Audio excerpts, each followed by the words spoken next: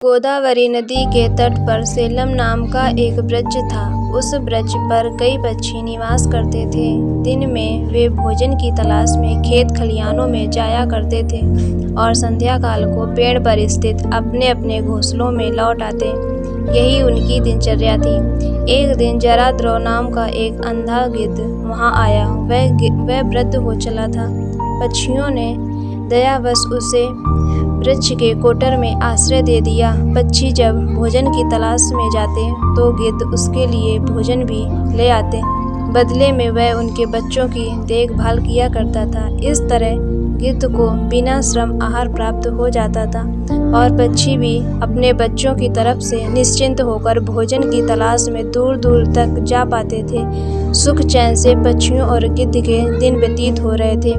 एक दिन कहीं से एक बिल्ली उन वन में आ पहुंची। इधर उधर भटकते हुए जब वह उस पेड़ के पास से गुजरी तो उसकी दृष्टि पक्षियों के अंडों और बच्चों पर पड़ी। उसके मुंह में पानी आ गया। वह उन्हें खाने के लिए वृक्ष पर चढ़ी तो पक्षियों के बच्चे अपने बचाव के लिए शोर मचाने लगे। शोर सुनकर गिद्ध कोटर से बाहर निकला और चिल्लाकर बोला, कौन है? बिल्ली डर गई और वृक्ष से नीचे उतर आई और गिद्ध को प्रणाम करते हुए बोली, महाशय, मैं बिल्ली हूँ, यहीं नदी किनारे रहती हूँ। पक्षियों से मैंने आपकी प्रशंसा बहुत सुनी थी, इसलिए दर्शन हेतु चली आई। कृपया मेरा प्रणाम स्वीकार करें। गिद्ध ने उसे वहां से चले जाने को कहा। वह जानता था बिल्ली पक्षियों के बच्चों के लिए खतरा है। बिल्ली समझ गई, भले ही गिद्ध अंधा और बूढ़ा क्यों ना हो, उसके रहते पक्षियों के अंडे और बच्चों पर हाथ साफ करना असंभव है।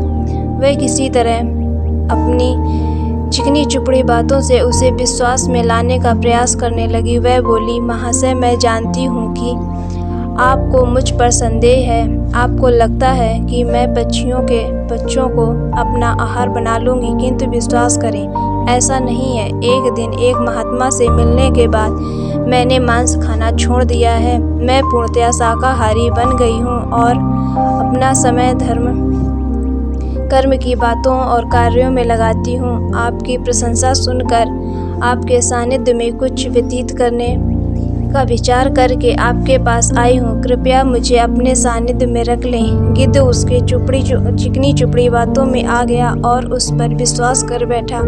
उसने उसे अपने साथ वृक्ष के कोटर रहने की अनुमति दी। बिल्ली तो यही चाहती थी। वह गिद्ध के साथ उसी कोटर में रहने लगी और अवसर पाकर एक एक कर पक्षियों के अंडे और बच्चे खाने लगी। एक एक कर अपने बच्चों और अंडों के गायब होने के से सभी पक्षी चिंतित और दुखी थे।